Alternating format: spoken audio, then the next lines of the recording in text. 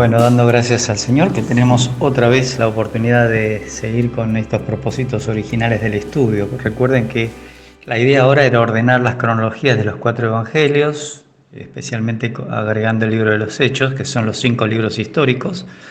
Y ya estuvimos viendo todo lo relacionado con los eventos de la crucifixión, pudimos completarlo este año. Luego relacionamos con la Semana de la Pasión, también lo completamos.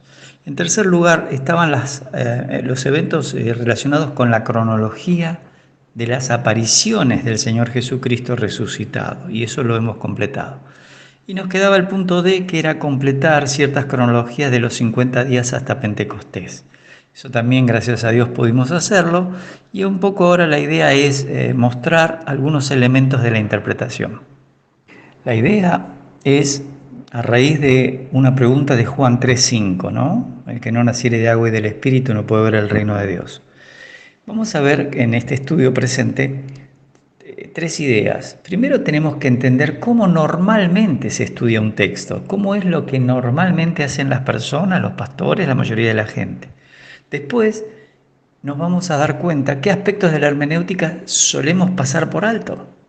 Y finalmente la práctica con un texto de Juan 3:5 nos va a ayudar a ver estas diferencias. En la diapositiva 6 vamos a ver cómo se estudia habitualmente un texto. El círculo grande que ustedes ven es donde metemos el texto que queremos interpretar y hacemos la exégesis. Pero también comparamos con otros autores. Si tenemos varios autores es una bendición y podemos comparar.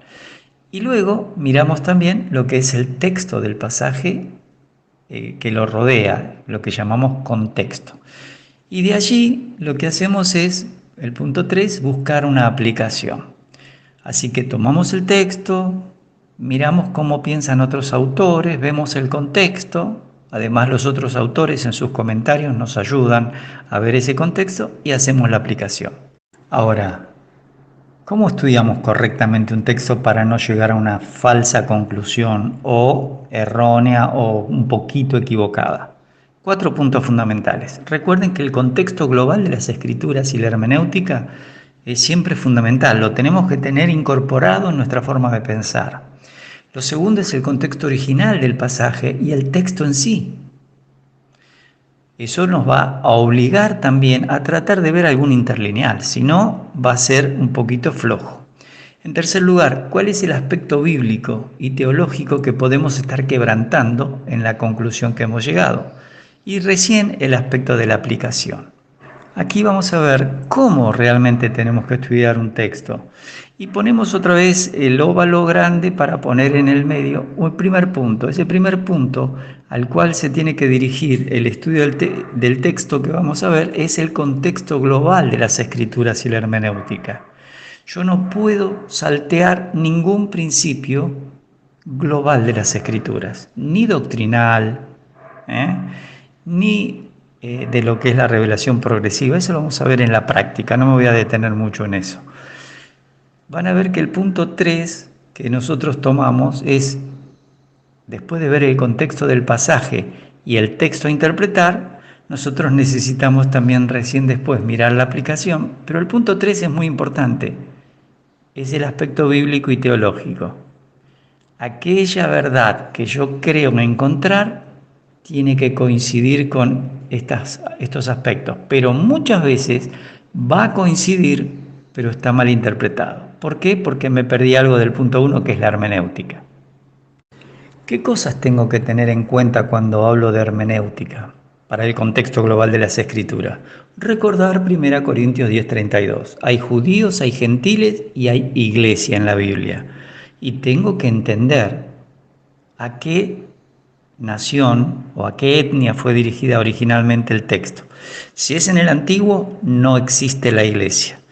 Por más que discutamos con el pactista, con el protestante, con muchos evangélicos, hablo de bautistas, hablo de hermanos libres, que han hecho mucho énfasis en la espiritualización del Antiguo Testamento. Eso es gravísimo, pero a veces se zafa, como decimos en Argentina.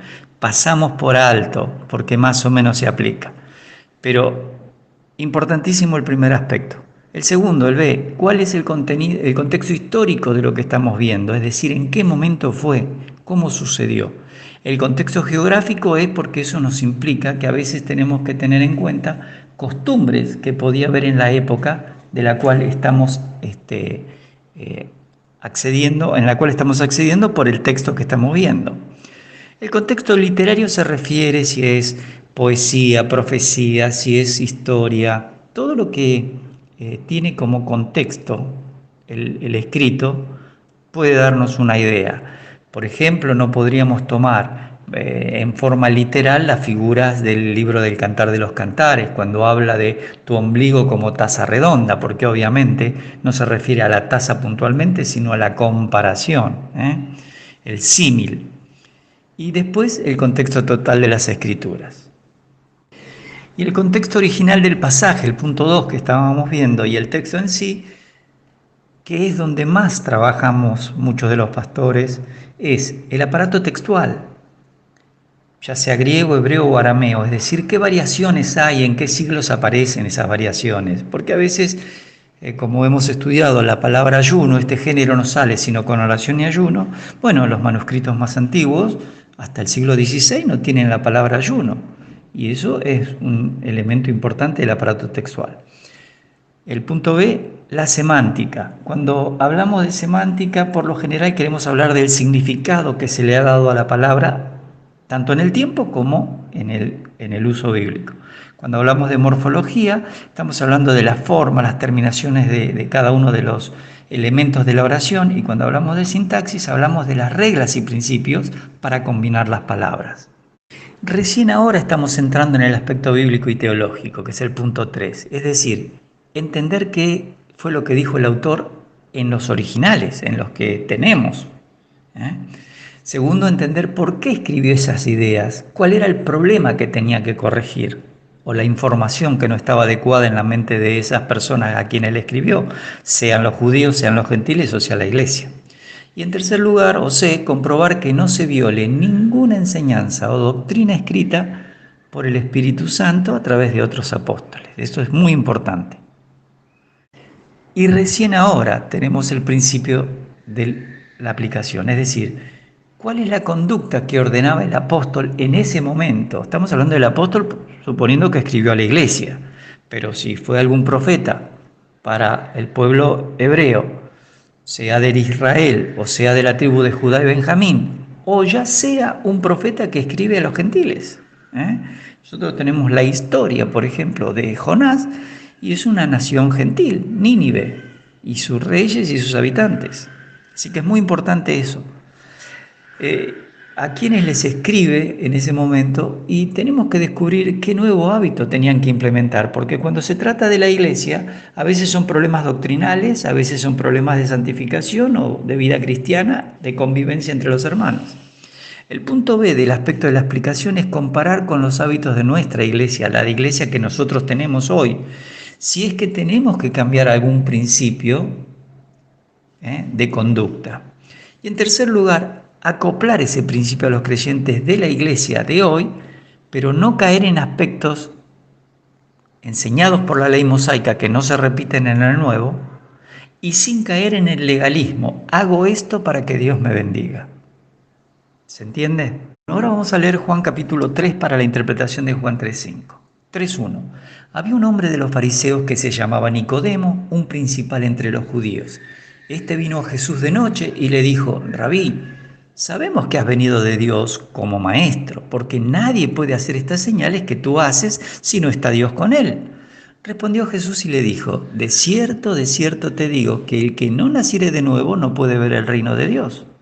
Nicodemo le dijo: ¿cómo puede un hombre nacer siendo viejo? ¿Puede acaso entrar por segunda vez en el vientre de su madre y nacer? Respondió Jesús: de cierto te digo que el que no naciere de agua y del Espíritu no puede entrar en el reino de Dios. Lo que es nacido de la carne, carne es, y lo que es nacido del Espíritu, Espíritu es. No te maravilles de que te dije: os es necesario nacer de nuevo. El viento sopla de donde quiere y oye su sonido, mas ni sabe de dónde viene ni a dónde va. Así es todo aquel que es nacido del Espíritu. Respondió Nicodemo y le dijo: ¿cómo puede hacerse esto? Respondió Jesús y le dijo: ¿Eres tú maestro de Israel y no sabes esto? De cierto te digo que lo que sabemos hablamos y que lo que hemos visto testificamos, y no recibís nuestro testimonio. Si os he dicho cosas terrenales y no creéis, ¿cómo creeréis si os dijere las celestiales? Nadie subió al cielo, sino el que descendió del cielo, el Hijo del Hombre que está en el cielo. Y como Moisés levantó la serpiente en el desierto, así es necesario que el Hijo del Hombre sea levantado, para que todo aquel que en él cree no se pierda, mas tenga vida eterna. En la diapositiva 16 les estoy mostrando el versículo de Juan 3:5, dividido en la frase de cierto os digo que el que no naciere de agua y del Espíritu no puede entrar en el reino de Dios, y abajo en griego, y la frase oudunatai es no puede, no tiene la capacidad del poder de entrar al reino de Dios. Eso es muy importante y tendríamos que también recordar lo que ya hemos aprendido este año, las similitudes, o sea, el tema que puede ser intercambiable en algunos aspectos, reino de Dios con reino de los cielos, y en algunos aspectos no puede ser intercambiable, sobre todo cuando se habla de la iglesia. Y el otro versículo que me parece muy importante es el versículo 10, porque respondió Jesús y le dijo: ¿Eres tú maestro de Israel y no sabes esto? Y utiliza hoy ginoskeis, no tienes conocimiento de este tema por tener comunión con eso, tener intimidad con el texto. Así que estos dos versículos 5 y 10, quiero que los tengan presentes para lo que vamos a seguir haciendo. Recuerden que tenemos que ver primero el contexto original del pasaje y el texto en sí, que ya lo hemos estado mirando. Segundo, los aspectos de la hermenéutica que tienen que tenerse en cuenta en este y en cualquier otro pasaje. El contexto global de las escrituras y el aspecto bíblico y teológico. Entonces, en cuanto a hermenéutica, vamos a recordar texto y contexto. Un principio que a veces se pasa por alto, revelación progresiva, es decir, que hay verdades que van siendo reveladas a medida que pasa el tiempo en la Biblia. Por ejemplo, si ustedes quieren saber con respecto al tema del castigo eterno, tienen que ir recorriendo todo el Antiguo Testamento, llegar a Lucas 16 y luego pasar a Apocalipsis 20, básicamente con respecto a los incrédulos. Y todos estos temas son revelación progresiva. Lo mismo con los nombres de Dios en el Antiguo Testamento. De la misma manera hay otros principios como los relacionados con la iglesia, que como la iglesia era un misterio, dice Pablo. Lean por favor Efesios 1 al 3. Como era un misterio, fue revelado progresivamente a partir de Pentecostés. Pero por supuesto, el Señor Jesucristo habló en dos pasajes de Mateo 16 y Mateo 18 de la futura iglesia. También hermenéuticamente tenemos que respetar la línea de tiempo, es decir, cuándo fue dicho lo que fue dicho y cómo sigue la historia. Y bueno, recordar el principio de 1 Corintios 10:32. Y ahora vamos a hacer algunas preguntas para ver qué estamos respetando cuando hacemos el análisis del texto. ¿Estos principios los respetamos o no? La primera pregunta es, cuando habló el Señor, ¿la iglesia estaba formada o era aún futura? Bueno, aunque Juan escribe en el año 90 aproximadamente el Evangelio de Juan, lo que Juan relata, lo mismo que los apóstoles sinópticos, habla de lo que el Señor estaba haciendo en su ministerio terrenal. Y el ministerio terrenal fue para con los judíos. No tiene que ver con la iglesia porque eso era algo futuro, iba a ser establecida después de su muerte, sepultura y resurrección. Otra frase. La predicación que le dio el Señor Jesucristo a los apóstoles, que el reino de los cielos se había acercado, la misma que dio Juan el Bautista y la misma que predicó Cristo, ¿es la misma que la que vemos después de Pentecostés? Obviamente que la respuesta es no. Vamos a ver por qué. Hay que recordar que la historia de este relato es entre un líder de los fariseos, temeroso de Dios, que esperaba el reino de los cielos, que reconoce que el Señor es el Mesías, y el mismo Señor. Y esto es importante porque el Nuevo Testamento todavía no estaba escrito, es decir, Hechos, Romanos, Corintios, todas las epístolas no estaban escritas. Entonces, el ministerio del Señor todavía está dirigido exclusivamente al pueblo de Israel, porque Juan en el capítulo 2 habla del primer milagro público de Jesús y de cómo él habló de que iba a destruir el templo después de haber limpiado por primera vez el templo.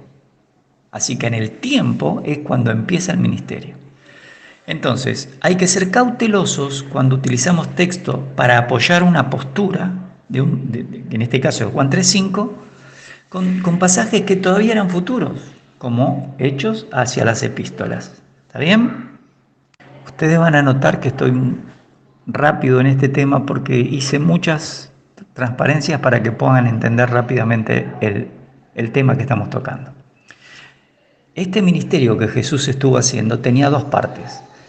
Antes de ser rechazado y decidida su muerte, Mateo del 1 al 12, y la parte que arranca en Mateo 13, cuando empieza a hablarle por parábolas que tenían como objetivo endurecer al pueblo para poder castigarlos, tal cual lo enseña Isaías 6. Y también explicar que el misterio del reino de los cielos era pospuesto, estaba postergado y que lo que iba a aparecer era la iglesia, pero cuando en ese tiempo intermedio entre su primera venida, su muerte, sepultura y resurrección y su segunda venida, que no tiene que ver con el arrebatamiento. Por lo menos en griego no, aunque muchas veces cuando se traduce se usa la palabra venida para tres palabras diferentes como parusía, epifanía y apocalipsis. Ahora, tenemos que recordar, como puntos importantes de consideración, que en Lucas 10 el escriba le pregunta cuál es el mayor mandamiento, el más grande.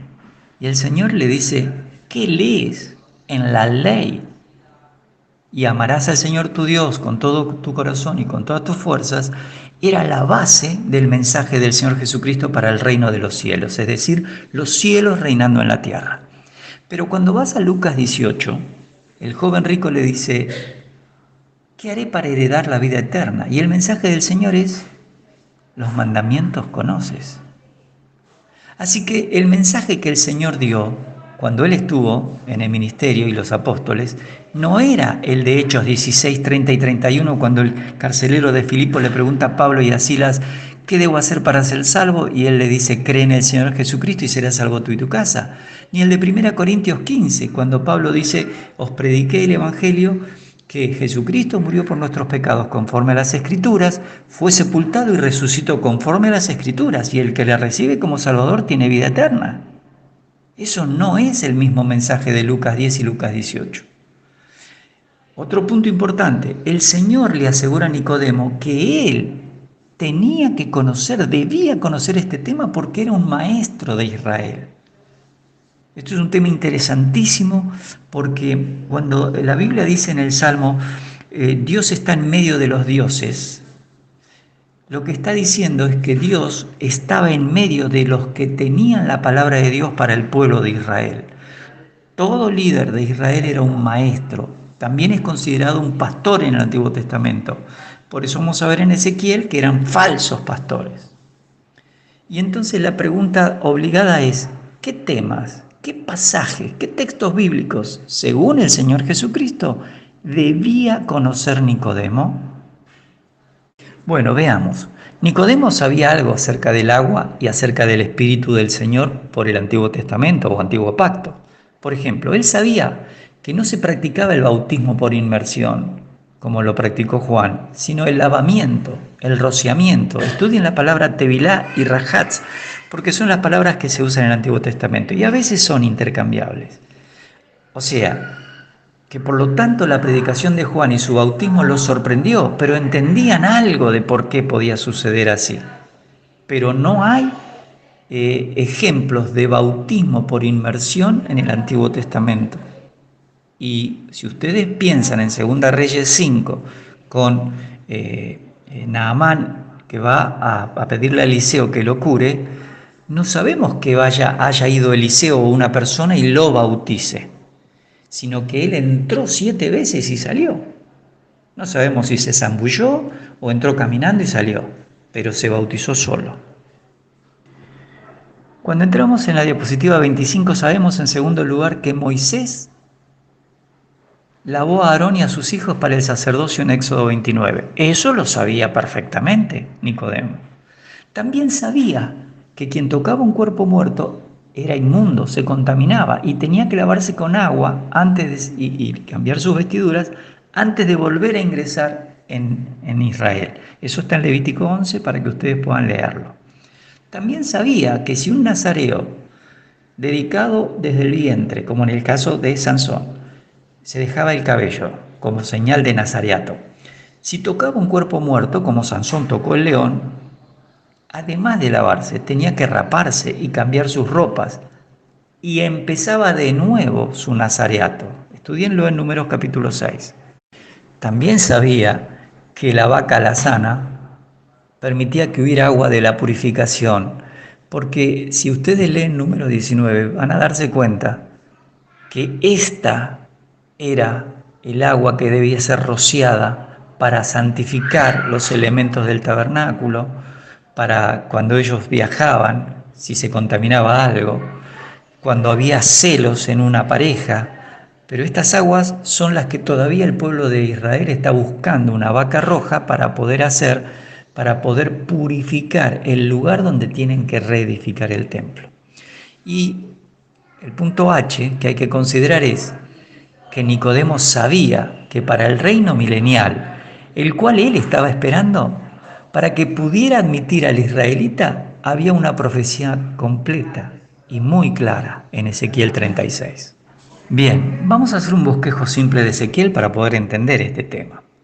El tema, tratando de poner en varias palabras el concepto completo, es que Ezequiel trata de profecías acerca del juicio divino sobre Judá, sobre las naciones vecinas y la futura restauración en el milenio, por supuesto, de Israel. Muy importante porque este pasaje muestra cómo Dios se lleva la gloria en los primeros 10 capítulos que había puesto en el templo y promete del 40 al 48 que esa gloria va a volver en un templo futuro. Así que la división es primero juicio sobre Judá, porque ya, acuérdense, las otras 10 tribus habían sido llevadas. Estamos hablando del año 605 que va a suceder esto, y lo otro sucedió en el 722 a.C. Fueron llevadas por Asiria. Estos van a ser llevados por Babilonia, pero primero Dios se lleva la gloria del templo. Los segundos son los juicios sobre las naciones vecinas que atacaron y robaron a Israel, pero también Dios usó para disciplinarlos. Esas también van a ser juzgadas y castigadas, pero también va a haber parte de esas naciones en el tiempo del milenio. Y en tercer lugar, lo más interesante es la restauración futura de Israel en la tierra que Dios le prometió a Abraham, Isaac, Jacob y José, y eso es del 33 al 48. Ahora les voy a dividir los capítulos 33 al 48. En el capítulo 33 hay instrucciones para el tiempo de cautiverio. Dios les dice cómo tienen que vivir, porque hasta que no termine el cautiverio no los va a rescatar. En segundo lugar, los juicios sobre los malos pastores de Israel, aquellos que eran los líderes, como Nicodemo era un líder, y la promesa divina de que Dios mismo va a restaurarlos y los va a pastorear Él, aunque también nos aclara que va a poner a David porque tenía su mismo corazón. El juicio sobre Edom, en el capítulo 35, por su maldad al perseguir al pueblo, mientras Nabucodonosor se los llevaba y ellos escapaban del sitio. Y finalmente, en el 36, importante, la promesa de restauración total. Él dice que los va a limpiar con agua y va a poner su espíritu en ellos. Esto era lo que tenía que saber Nicodemo.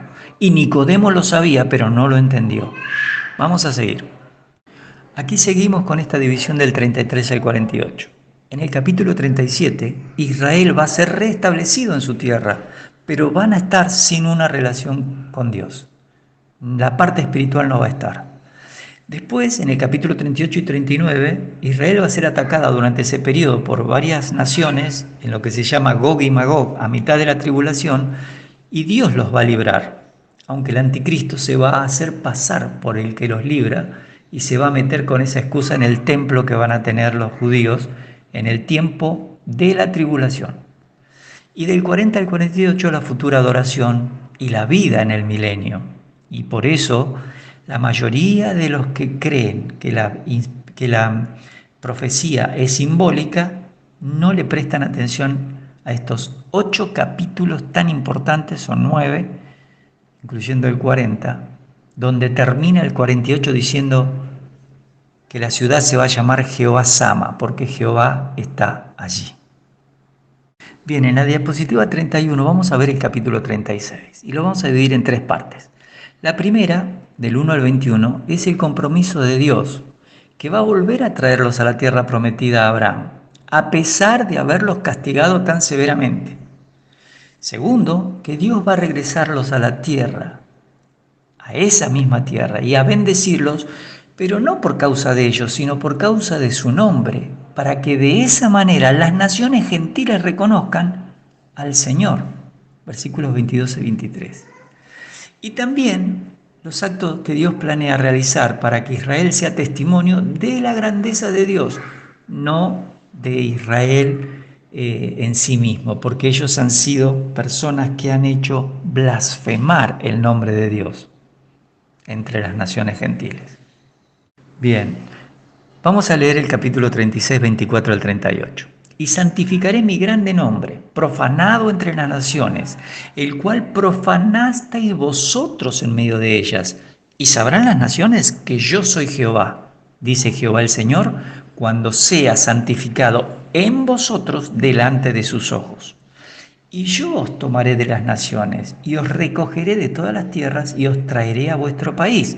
Noten ustedes que esto es algo futuro. Y si bien dentro de la hermenéutica está el principio de aplicación inmediata en la profecía y de segundo cumplimiento o ley del segundo cumplimiento, esto es importante entender porque Dios nunca hizo esto así, como lo estamos viendo en Ezequiel 36. Esparciré sobre vosotros agua limpia, aquí está el agua, y seréis limpiados de todas vuestras inmundicias, y de todos vuestros ídolos os limpiaré. A Israel no se le promete la limpieza que nosotros encontramos en Efesios 5:26 o en Santiago 1:18. Fíjense, seréis limpiados de todas vuestras inmundicias y de todos vuestros ídolos os limpiaré. Futuro. Os daré corazón nuevo y pondré espíritu nuevo dentro de vosotros, es decir, el espíritu de ellos mismos, como seres humanos. Y quitaré de vuestra carne el corazón de piedra, el que Dios constantemente les está diciendo que ellos tienen, y os daré un corazón de carne. Y pondré dentro de vosotros mi espíritu, y haré que andéis en mis estatutos y guardéis mis preceptos y los pongáis por obra. ¿Están notando ustedes lo que debía saber Nicodemo, que seguramente sabía pero que no lo tuvo en cuenta, porque él era un maestro de Israel? Versículo 28, habitaréis en la tierra que di a vuestros padres, y vosotros me seréis por pueblo, y yo seré a vosotros por Dios, y os guardaré de todas vuestras inmundicias, y llamaré al trigo, y lo multiplicaré, y no os daré hambre. Multiplicaré asimismo el fruto de los árboles y el fruto de los campos, para que nunca más recibáis oprobio de hambre entre las naciones. Esto jamás ocurrió, aun cuando el pueblo volvió a su tierra, porque el oprobio que recibieron en el año 70 con Tito fue terrible, a tal punto que hasta 1948 no vuelven a poseer la tierra que era de Canaán, que pasó a ser de Israel, la tierra que fluía leche y miel. Y os acordaréis de vuestros malos caminos y de vuestras obras que no fueron buenas, y os avergonzaréis de vosotros mismos por vuestras iniquidades y por vuestras abominaciones. No lo hago por vosotros, dice Jehová el Señor, sabedlo bien. Avergonzaos y cubríos de confusión por vuestras iniquidades, casa de Israel.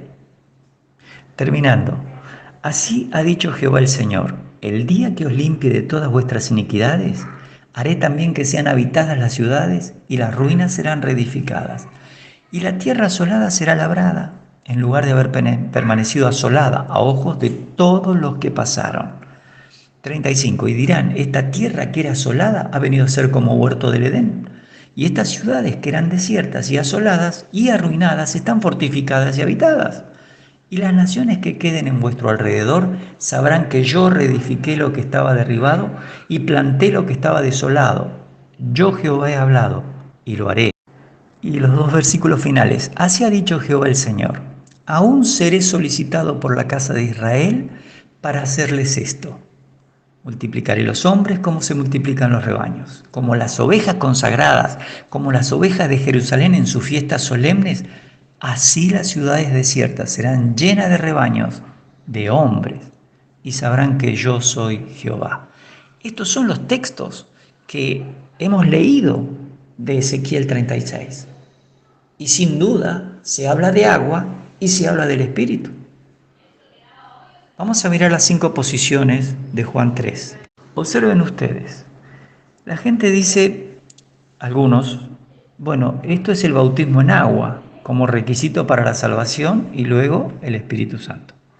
Otros dicen es el acto de arrepentimiento porque al bautizarse con Juan lo mostraban públicamente y después solo les faltaba el Espíritu.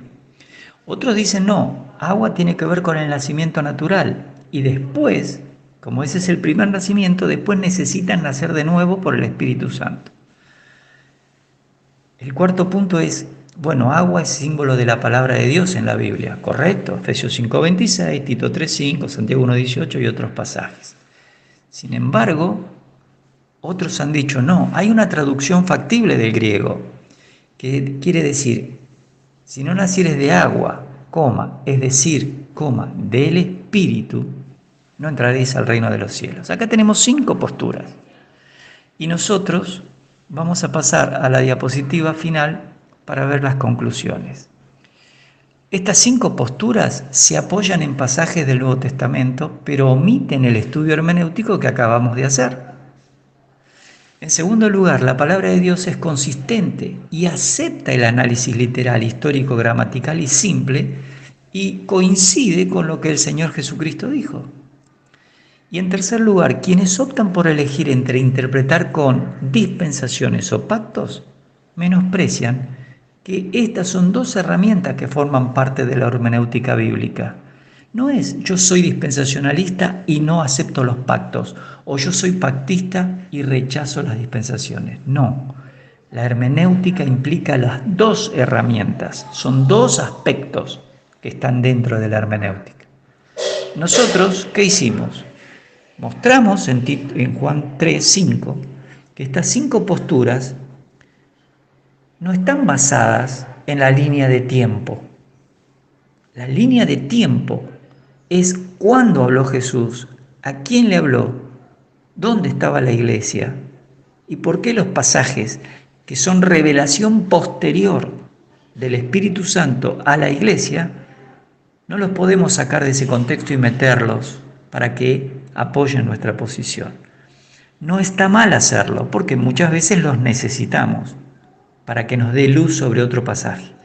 Pero aquí, por haber olvidado la revelación progresiva y la línea de tiempo, tuvimos que elegir entre 5 posturas que evidentemente por el contexto, el Señor, cuando le dijo, ¿eres tú maestro de Israel y no sabes, no conoces íntimamente este tema?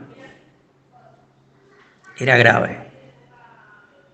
Es decir, Nicodemo debía conocer íntimamente Ezequiel 36, porque él era un judío que esperaba el reino milenial, como muchos otros en la vida del Señor Jesucristo, en el ministerio terrenal.